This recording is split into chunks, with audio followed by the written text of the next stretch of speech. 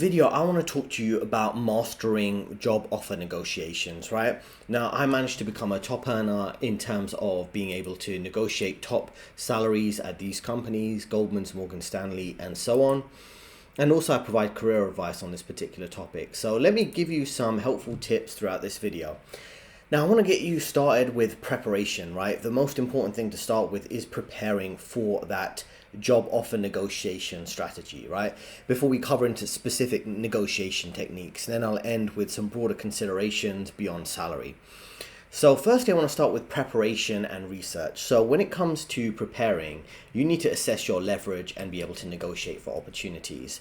So for example, understand the company, the role, and the industry to assess your leverage, to identify negotiation opportunities. And what I mean by that is that you got to think about where is the market currently at?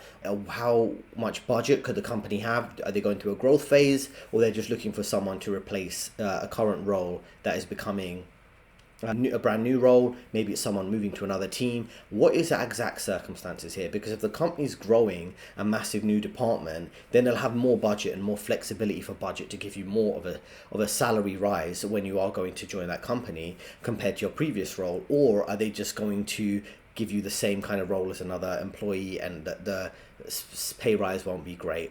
Now, you also got to think about what type of industry you're in. Is the industry growing? Is it shrinking? What that could impact your leverage too.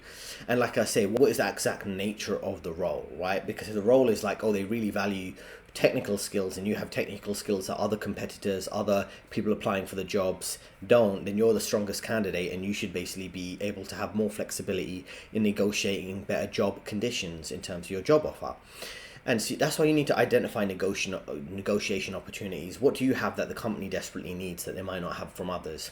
And also, you can see from the headline on your screen right now, falling job vacancies may signal recession, recruiter warns. And what does this signify, this particular headline, right? If there's falling job vacancies, that means there's less job available, and that would signal a recession. But also that if you're somewhere out there who's currently part of a layoff and you're looking for a new job, you're going to have less leverage because there's going to be lots of good candidates on the job market looking for those particular jobs. So you have to be careful about that. You always got to be able to stay one step ahead, understand the broader market, the broader industry, or what's going on, so you don't put yourself in a position where you're negotiating something completely unreasonable and think you're going to get it without that job offer falling through. Next point is knowing your value. Be confident in your skill set, your experience, and the unique value you bring to the organization. Many people aren't, right? So for example, a good example would be here is if you have artificial intelligence, AI, and machine learning skills, right? Typically, these type of jobs are in demand right now, and they're 3.5 times higher in demand compared to average job skills based on a PwC report. So that's a key skill to have. We all hear the term AI every other day now in the news of growing sectors there, how they're taking jobs and things like that. But if you have skills in AI and machine learning, and most people don't, then you've got a good skill set. But that applies to anything. It could be tech, finance. If you're into algorithmic trading, for example, that's quite popular in terms of growing areas of finance. It's all about being aware of what's the opportunities out there for you and what skill sets you have that give you value. And of course, you can check what is the general salary being offered in your industry. Websites like Glassdoor, do some research with recruiters to see what type of salary range you can negotiate. The next thing is around asking thoughtful questions, right? Now, it's important early on to find out the approximate pay and benefits, because many people, they go through several rounds of interviews before they discuss the general salary range. I would suggest early on, once you've had an initial chat with maybe HR, first few interviews, depending on the circumstances, you've got to be careful with it, but just to get a general idea for the salary range that they'll be looking to offer, just so you're on the same page as them. And that's very important. You can discuss that when you're understanding the seniority of the role, or how senior or junior it is, how many team members you'll have to oversee. You can generally gauge a rough idea of what type of salary range they might be looking for in terms of offering you, right? So you've got to uncover the flexibility and compensation benefits and job responsibilities. All of things, like I say, how much pay there could be, any additional benefits they could offer, and what the job responsibilities will be are really good things to kind of find out as quick as possible when you're on a very intensive job interview process. And some of these companies, have seriously long interview processes, 9 interviews for some top corporations or more, depending on what's going on there. I just want to mention to you a brief excerpt from a news article where it's talking about pay rises, and this will help you gauge what's going on in the industry. Of course, this is quite broad, so you can look for research things that are more relevant to your industry, but let's have a quick look here. So this is the UK. We can see the salary raises have incurred for 18% when it comes to postal workers, whereas you compare it to journalists who are going out of business. Everyone knows how much a journalist lies. There's no such thing as a good journalist. The only good journalist is a blank journalist. I'll let you fill that in yourself. And essentially, what ends up happening is you can see the general trends, right? So special needs workers are increasing. There's many kids who have mental health issues or learning disabilities. Also, there's many kids who have speaking different languages because we have a massive migrant population moving to the UK. So you have special needs teachers or teachers that speak different languages. So that's in demand. General doctors, many people having health issues. No one's surprised following the events of 2020 and 2021, 2022 and things like that. Some people having side effects perhaps. And then you've got other things like marketing directors are seeing small raises in their salary, I would assume due to the increased demand of social media marketing and things like that. And then when you compare to other people who are seeing slight dips in their money they're making, insurance underwriters, maybe there's a downturn in the insurance market slightly. Next thing you need to do is strategize your approach. Don't rush decisions, because it's easy to be in a rush to just accept any job offer you get, even if it's not the best job offer, perhaps because you've been searching for a job for some time. So don't commit to any job offers prematurely. Use time to evaluate competing job offers that you might receive and clarify priorities. For example, say you get a job offer and you haven't agreed to it in writing yet, but you have other interviews you're doing. And what you could do in that case, if you've got an almost guaranteed job offer coming through, 90% guaranteed, they're going to send you the paperwork in the next week or so. You can reach out to the other companies where you're interviewing, just say, I have a potential offer coming through. I'd be eager to work for your company. Please, can we proceed with the interview so I can see if we are going to reach job offer stage eventually? I'd be happy to engage in interviews at a expedited schedule over the next week or so. So what that does is you've got a job offer from company A, you've got a potential job offer from company B because you're going to speed up the interview process there, and you've got a bit of leverage. Then you can negotiate and consider between the two and maybe leverage one job offer against the other to get a salary raise, right? I've had instances where I know people who've got a job offer from one company that was offering a 20% raise and another company that was offering a 30% raise, and they managed to play both against each other to negotiate better work-life balance and also salary increase. So those are the type of things you need to consider. The next thing is around tailoring strategies to the context, right? So if you're dealing with startups, they might be able to, depending on their growth strategy, they might have more budget to hire skilled expertise from major corporations. So say you're going from Google to work for a startup tech firm, they might be eager to hire someone from Google, and maybe you don't get as much of a salary raise as you want, but they might give you some flexibility. They might say, we'll give you more work from home because we don't want to hire for a lot of office space, and we'll give you more flexibility to spend more time with your family. That's the type of niche tailored strategies you need to have depending on the company size. Other things could be the company's culture. If they are more relaxed, you might have more work-life balance.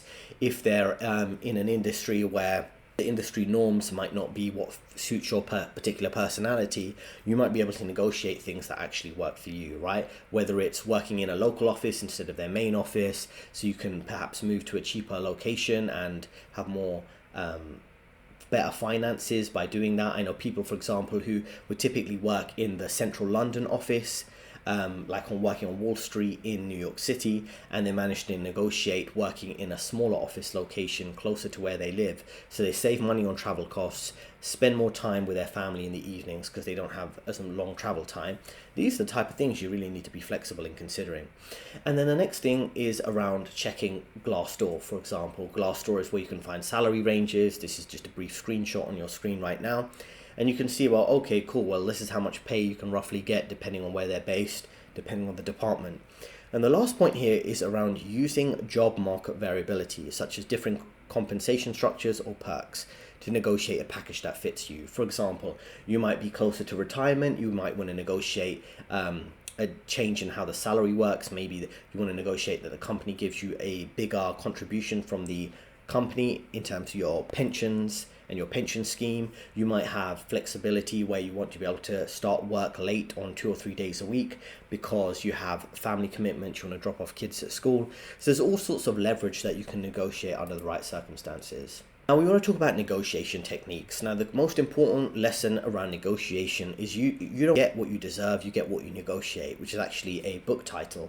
And in business as in life, you don't get what you deserve, you get what you negotiate. Now you need to frame the negotiations collaboratively. And what this means is that when you're negotiating, you need to think about mutual benefits, not just what benefits you, which would be more money.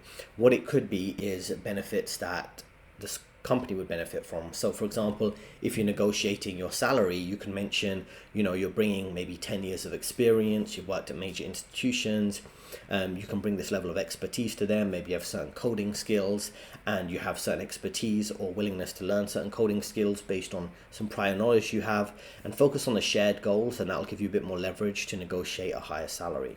Another 2 points is handling offers with care, so you can buy some time to evaluate, to address offers, right? And what that means is sometimes you get a job offer and they say, oh, we need to know if you're going to agree to this by the end of the week. And it's a bit like you typically need more time to consider that. You might have other job offers on the table. You could just ask them for more time, an extra week, and in that time you can pursue other job interviews you're at, so you can speed up the process.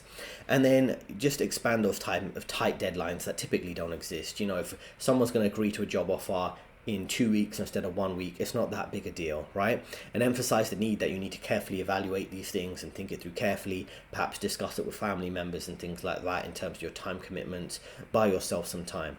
And then lastly here, you need to negotiate respectfully, because you need to have a long-term relationship with the company, right? If you're going to work for them long-term now, or maybe in the future, you're going to end up going back to the company. So you don't want to kind of burn any bridges. You want to be able to negotiate respectfully, maintain professionalism, be focused on building a long-term relationship, even in challenging discussions, because it could get a bit contentious when you're discussing perhaps salary agreements. Good example of that would be Kanye and Ye and the CEO of Adidas.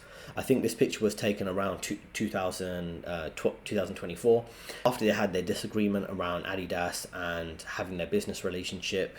He posted this on Instagram that they just bumped into each other, and it shows how, you can, as it can be sometimes, you can overcome certain challenges and business disagreements because there's always a mutual gain there, right? In this case, Kanye or Ye being able to sell quite popular products, popular shoes, and the CEO kind of seeing the value of that and not completely writing him off and saying that we never want to do business with this guy again.